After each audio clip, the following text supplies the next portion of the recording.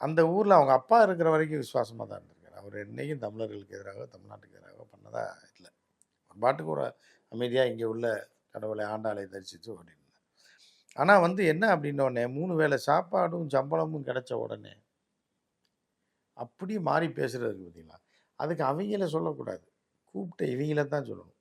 என்ன மண்ணாங்கட்டிக்கு நீ கூப்பிட்ற, என்ன கருத்து கேட்குறக்கா நீ பாண்டையை கூப்பிட்ற?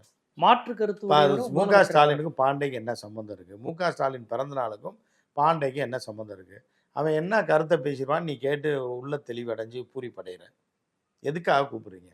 ஸோ நீ வந்து இந்த பாண்டையை எதுக்கு கூப்பிட்றீங்கன்னு நான் கேட்குறேன். என்ன நீ தெரிஞ்சுக்கிற போகிற பாண்டையை வச்சு? பாண்டைய பேச்சை நீ என்னத்தை ரசிக்க போகிற? இல்லை என்னத்தை கை தட்டி ரசிக்கணும்? உங்களுக்கெல்லாம் வந்து மண்டையில் மூளை இருக்கா இல்லையா? அவன் 365 நாளும் தமிழர்களை சபித்து கொண்டும் தமிழ்நாட்டில் இந்தியை புகுத்தணும்னு சொல்லி சமஸ்கிருதத்தை புகுத்தணும், தமிழை அழிக்கணும்னு சொல்லி பாடுபட்டுக்கிட்டு இருக்கான். டெய்லி வீடியோ போட்டுக்கிட்டு இருக்கான்.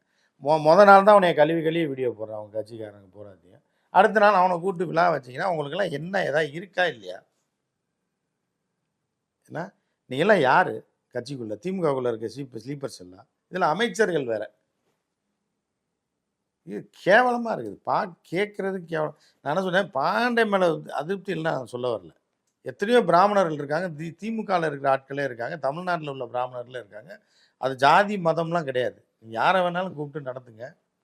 ஏன்னா எவன் அழிக்கணும்னு நினச்சி வருஷம் பூரா காசை வாங்கிட்டு வேலை பார்த்துட்டு இருக்கானோ அவனை கூப்பிட்டு என்ன ஸ்டாலினுக்கு பாராட்ட வேண்டியது இருக்குன்னு நான் கேட்குறேன்.